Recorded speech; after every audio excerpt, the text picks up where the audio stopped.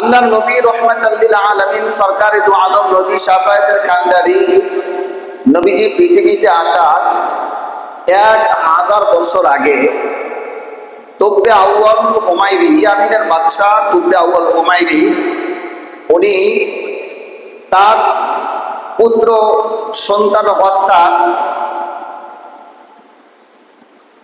পরে উনি একটা অভিযান চালিয়েছিলেন, একটা লম্বা সফর করেছিলেন অনেক বড় বাহিনী নিয়ে, অনেক বড় বাহিনী, লক্ষাধিক বাহিনী, লক্ষাধিক লোকজন নিয়ে তিনি এই সফরটা করেছিলেন। এই সফরের মধ্যে তুব্বে আউয়াল হুমায়রি তিনি যাচ্ছেন বিভিন্ন জায়গায়, যেখানে যায় সেখানেই তার এত সম্মান, এত কদর, এত ইজ্জত। কারণ ইয়ামিনের একজন বাদশাহ, তার সম্মান তো কম না, তাকে এত সম্মান দেওয়া হয়েছে, তিনি মুগ্ধ সকলের প্রতি, সমস্ত এলাকার প্রতি মুগ্ধ হয়ে গিয়েছিলেন। আশ্চর্যের বিষয় হলো, তুব্বে আউয়াল হুমায়রি যখন মক্কার মধ্যে প্রবেশ করলেন, মক্কায় প্রবেশ করার পরে এত বড় বাহিনী, এত সৈন্য সামন্ত, এত লোকজন নিয়ে তিনি যাচ্ছেন, কিন্তু আশ্চর্য হয়ে গেলেন যে মক্কার কোনো একটা মানুষ তাকে সম্মান করল না, বরং এত বড় বাহিনী দেখে মক্কার লোকেরা রাস্তা থেকে চলে যায়, পালিয়ে যায়, দূরে সরে যায়। তাকে সম্মান দেওয়া তো দূরের কথা, দূরে সরে যায়। তুব্বে আউয়াল হুমায়রি তিনি জিজ্ঞাসা করলেন, তার মন্ত্রী যারা আছে, তার উপর লেভেলে যারা আছে, তাদেরকে জিজ্ঞাসা করলেন যে বিষয়টা কি, এই এলাকাটা কোন এলাকা, যে এলাকার মানুষগুলো আমাকে দেখে তারা সম্মান করতেছে না, আমাকে অমূল্যায়ন করতেছে, বিষয়টা কি? তখন আলোচনার মাধ্যম দিয়ে তারা মক্কার লোকদের কাছে জিজ্ঞাসা করলেন, বিষয়টা কি, তোমরা কেন সম্মান করতেছো না? তোমরা তো জানো যে তুব্বে আউয়াল হুমায়রি বাদশাহ, তিনি ইয়ামিনের বাদশাহ, তিনি আসছে, তাকে তোমরা সম্মান না করে তোমরা চলে যাচ্ছ, বিষয়টা কি? আল্লাহর নবী রাহমাতাল লিল আলামিন, দয়ার সাগর নবী আমার, এই পৃথিবীতে আসার একদিন দুই দিন আগে না, 1000 বছর আগের ঘটনা। তুব্বে আউয়াল হুমায়রি যখন জিজ্ঞাসা করেছিল মক্কাবাসীদের কাছে, ও মক্কাবাসীরা, তোমাদের কি সমস্যা হলো? তোমরা ইয়ামিনের বাদশাকে কেন তোমরা সম্মান করো না? তোমরা কেন ইয়ামিনের বাদশাকে ইজ্জত দাও না? কেন তোমরা তাকে দেখে চলে যাও? মক্কার লোকেরা বলল, ইয়ামিনের বাদশাহ, আপনি অনেক বড় সম্মানিত হতে পারেন, আপনি অনেক বড় ইজ্জতওয়ালা হতে পারেন, আল্লাহ আপনাকে এত বড় ইজ্জত দিয়েছে, ইয়ামিনের বাদশা বানিয়েছে।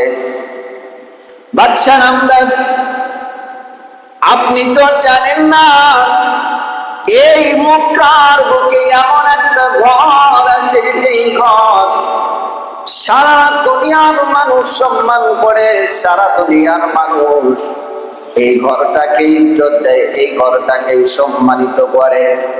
এই ঘরের সম্মানের জন্য দূর দূরান্ত থেকে, সারা দুনিয়া থেকে, সারা বিশ্ব থেকে, পৃথিবীর এমন কোন প্রান্ত নাই, প্রত্যেকটা প্রান্ত থেকে মানুষ আসে, আসার পরে তারা এই ঘরটাকে সম্মান দেয়, এই ঘরকে সম্মান করে। ও বাদশাহ, সেই ঘরটা হলো খানায়ে কাবা, ওই ঘরটা হলো মক্কা নগরীতে।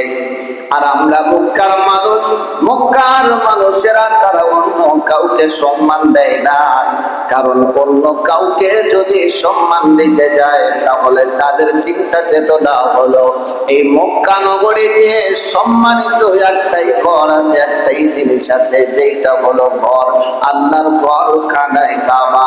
এই ঘর ছাড়া অন্য কাউকে সম্মান করতে গেলে তাদের চিন্তা, তাদের বিশ্বাস, তাদের কথা হলো এই ঘরকে অসম্মান করা হয়, ঘরকে সম্মান করতে গিয়ে ছোট করা হয়। আমরা তো এই ঘরকে ছোট করতে পারবো না, কারণ সারা পৃথিবীর মানুষ যেই ঘরটাকে এত সম্মান দেয়, যেই ঘরটার সম্মানে সারা পৃথিবীর মানুষ আছে, এই ঘরকে ছাড়া আমরা অন্য কাউকে সম্মান দিব না। তো বেআওয়াল হুমায়রি ইয়ামিনের বাদশাহ চিন্তা করলেন, তাহলে এই ঘর থাকার কারণে আমি ইয়ামিনের বাদশাহ, এত বড় বাদশাহ, আমার সম্মান হলো না। এই ঘর যদি না থাকতো তাহলে আমার সম্মানে কোনো ত্রুটি ছিল না। চিন্তা করলেন, তাহলে এই ঘরটা যদি না থাকে আমার সম্মান তো নষ্ট হবে না। তিনি মনে মনে চিন্তা করেছিলেন, এই ঘরটাকে আমি রাখবো না, এই ঘরটা আমি ধ্বংস করে দিব, ভেঙে দিব। এই ঘরটা যদি না থাকে তাহলে আমার সম্মান বেঁচে যাবে, আমার সম্মান থাকবে। তিনি মনে মনে এই চিন্তা করলেন। এই চিন্তা করার পরই ইয়ামিনের বাদশাহ বেআওয়াল হুমায়রি তিনি অসুস্থ হয়ে পড়লেন। তার সাথে লক্ষাধিক মানুষ সেখানে আছে, যারা বিজ্ঞানী, অসংখ্য বিজ্ঞানী ছিল, তাদের মধ্যে ছিল অসংখ্য আলেম, তাদের মধ্যে ছিল অনেক অসংখ্য যোদ্ধারা ছিলেন। এত মানুষ নিয়ে তিনি মক্কা নগরীতে অবস্থান করতেছে। তো বেআওয়াল হুমায়রি যখন মনে মনে সিদ্ধান্ত নিলেন, ভালো করে খেয়াল করবেন, তো বেআওয়াল তখনও প্রকাশ করে নাই। তো বেআওয়াল হুমায়রি মনে মনে চিন্তা করলো, এই ঘরটাকে আমি আর রাখবো না, এই ঘরটাকে আমি ভেঙে ফেলবো। ঘরটা যদি না থাকে আমার সম্মান ঠিকই থাকবে। নিজের সম্মানের কথা চিন্তা করে ঘরটাকে ভাঙার সিদ্ধান্ত নিয়ে নিলেন, মনে মনে সিদ্ধান্ত নিয়ে নিলেন, কিন্তু প্রকাশ করে নাই। ইতিমধ্যে তো বেআওয়াল হুমায়রি অসুস্থ হয়ে পড়লেন। অসুস্থ দিন দিন বাড়তেই থাকলো। একটা পর্যায়ে তার মুখ দিয়ে রক্ত পুঁজ আসা শুরু হলো। পেশাবের রাস্তা, পায়খানার রাস্তা, নাক দিয়ে, কান দিয়ে তার প্রত্যেকটা অঙ্গ প্রত্যঙ্গ পচে যাইতে লাগলো। ভিতর থেকে রক্ত পুঁজ, এগুলো দুর্গন্ধযুক্ত পুঁজ আসতে শুরু হলো। তার আশেপাশে কোনো লোকজন থাকলো না, দূরে চলে যাইতে লাগলো। অসংখ্য যারা বিজ্ঞানী ছিলেন এবং যারা হেকিম ছিলেন, যারা চিকিৎসা করতেন, তাদেরকে বলা হলো, তোমরা তাড়াতাড়ি আমার চিকিৎসা করো, আমার তো কষ্ট হইতেছে, পাশাপাশি আমার কাছে কোনো লোকজন থাকতেছে না, চলে যাচ্ছে। সকল মানুষেরা তার কাছ থেকে দূরে চলে যাইতে লাগলো, কারণ তার শরীর থেকে দুর্গন্ধ বের হয়েছে। এত দুর্গন্ধ, তার আশেপাশে কোনো মানুষ থাকতে পারতেছিল না। এমন অবস্থায় তারা বারবার চিকিৎসা করতেছিল, বিভিন্ন রকম ভাবে গবেষণা করে, বিজ্ঞানীরা গবেষণা করলো, হেকিমেরা চিকিৎসা দিল, কিন্তু কোনো লাভ হয় না। দিন দিন অসুস্থ বাড়তেই থাকলো। এমন একটা অবস্থা। তো বেআওয়াল হুমায়রি বলতেছে, এত সৈন্য সামন্ত থাকতে, এত মানুষ থাকতে, এত হেকিম থাকতে, এত বিজ্ঞানী থাকতে আমার অসুখ কেন ভালো হয় না? বিজ্ঞানীরা তারা গবেষণা চালিয়ে যাইতে লাগলো। গবেষণা করতেছে, 400 জন অনেক বড় বড় এই সময় আলেম ছিল। ওই সময় তাওরাত, জবর, ইনজিল কিতাবের ইলমওয়ালারা ছিল, তারা পাদ্রী ছিল, অনেক বড় বড় পাদ্রী বা আলেম ছিল। তারাও গবেষণার মধ্যে চলে গেলেন, গবেষণা করতেছে। সকলে গবেষণা করতে করতে গবেষণার ভিতর থেকে তারা গবেষণা করে খুঁজে পাইলেন, বাদশাহ যে অসুস্থ হয়েছে, এই অসুস্থ দুনিয়ার কোনো অসুখ না, এইটা আসমান থেকে গজব এসেছে। আর এই গজবটা তারা গবেষণা করে পাইলেন, এই গজবটা ওই সময় আসে যেই সময় ওই ব্যক্তি যদি কোনো খারাপ সিদ্ধান্ত নিয়ে থাকে, খারাপ কোনো চিন্তা চেতনা করে থাকে। বাদশাহর কাছে চলে গেলেন আলেমরা সবাই এবং হেকিমেরা, এরপরে বিজ্ঞানীরা, তারা চলে গেলেন। বাদশাহ আপনার কাছে বলি আপনি শুনে নেন, আপনি যে অসুস্থতায় ভুগছেন, যে অসুস্থ আপনার হয়েছে, এই অসুস্থতার জন্য আপনাকে বলি দুনিয়ার কোনো অসুখ আপনার হয় নাই, আপনারও হয়েছে। উপর থেকে আসমানি গজব এসেছে, এই অসুখের লক্ষণ বোঝা যায় আসমানি গজব। তবে কেন হলো আপনার কাছে জানতে চাই, আপনি কি কোনো খারাপ কাজ করছেন বা খারাপ কোনো সিদ্ধান্ত নিয়েছেন? অতি অত্যন্ত বড় কোনো সিদ্ধান্ত নিয়েছেন। ওই মুহূর্তে বাদশাহ তুব্বে আউয়াল হুমায়ুনি ডাক দিয়া বলে, আমি তো সিদ্ধান্ত নিয়েছি মনে মনে। বলে কি সিদ্ধান্ত নিয়েছেন?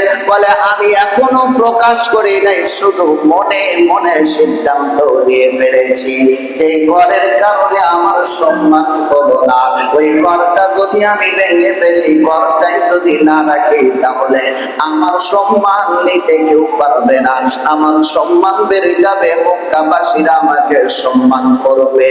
আল্লাহ নবী রাহমাতাল লিল আলামিন দয়ার সাগর নবীজির এই পৃথিবীতে আসার 1000 বছর আগের ঘটনা বলছি।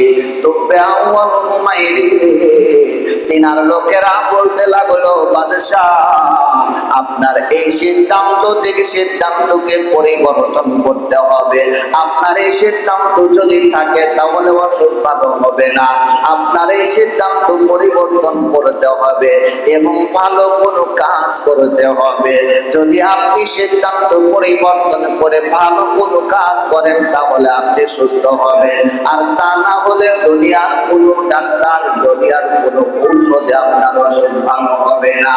আল্লাহ পাক রব্বুল আলামিন বলেন, ইন্নাল হাসানাতি ইউযহিবুনাস সাইয়্যাত যালিকা যিকরা লিয-যাকিরিন।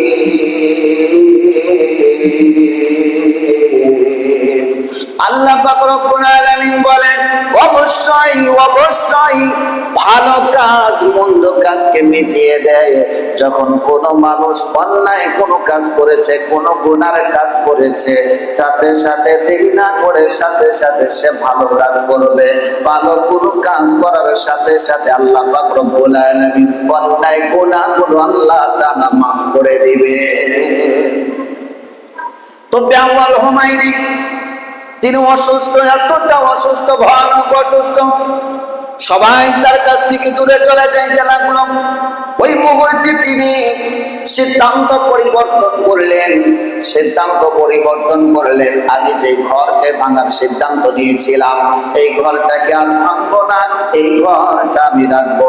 আমি যদি সুস্থ হয়ে যাই, আমি সুস্থ হওয়ার পরে এই ঘরটা আমি তো ভাঙবই না, বরং মক্কাবাসীদেরকে আমি 7টা করে স্বর্ণ মুদ্রা, 7টা করে দিরহাম আমি এই মক্কাবাসীদেরকে দিব। তিনি সিদ্ধান্ত নিলেন, এত সুন্দর করে সিদ্ধান্ত নিলেন। এই ঘরটা এত বড় সম্মানিত, এই ঘরকে ভাঙার চিন্তা করার কারণে আমি যদি এত বড় অসুস্থ হয়ে যাই, আমি সুস্থ হওয়ার পরে আমি যদি সুস্থ হয়ে যাই, তাহলে এই ঘরটাকে উন্মুক্ত খোলাখুলি ভাবে রাখবো না, এই ঘরটাকে আমি আবৃত করে দিব, আমি সুন্দরভাবে আবৃত করে দিব, যেন এই ঘরটার দেওয়ালের সাথে এই ঘরটায় যাতে ধুলা বালু না লাগে। এই ঘরটা যেমন সম্মানিত, তেমন সম্মান আরো বৃদ্ধি পাবে। তুব্বে আউয়াল হুমায়ুনি সুস্থ হয়ে গেলেন। এরপরে তিনি অনেক দামি, ওই সময়কার অনেক দামি কাপড় দিয়ে, রেশমি কাপড় দিয়ে, অনেক দামি কাপড় দিয়ে তিনি এত সুন্দর করে কালো কাপড় দিয়ে, নকশাওয়ালা কাপড় দিয়ে তিনি খানায় কাবাকে আবৃত করে দিলেন। ওই দিন থেকে খানায় কাবার গ্লাভ দেওয়া শুরু হলো। তার আগে খানায় কাবা গ্লাভ দেওয়া ছিল না, ওই দিন থেকে খানায় কাবায় গ্লাভ দেওয়া হলো। তুব্বে আউয়াল হুমায়ুনি সুস্থ হয়ে গেলেন। এরপরে মক্কাবাসীদের হাতে, প্রত্যেকটা মানুষের হাতে 7টা করে দিরহাম দিয়ে দিলেন। তিনি ভালো কাজ করলেন, আল্লাহ তাআলা ওনাকে মাফ করে দিলেন। একটা বার চিন্তা করে দেখেন, ওই ঘর খানায় কাবা, ওই ঘর যেই পাথর দ্বারা তৈরি, ওই পাথরগুলো সারা পৃথিবীতে যেখানে যেখানে পাথরের দানা পড়েছে সেখানেই হয়েছে আল্লাহর মসজিদ। এখন মসজিদ হলো খানায় কাবা যেমন সম্মানিত, সারা পৃথিবীর মধ্যে সবচাইতে সম্মানিত ঘর হলো খানায় কাবা। আর ওই খানায় কাবার পরে, খানায় কাবার পরে প্রত্যেকটা মহল্লায় সবচাইতে সম্মানিত ঘর মসজিদ। ঠিক কিনা?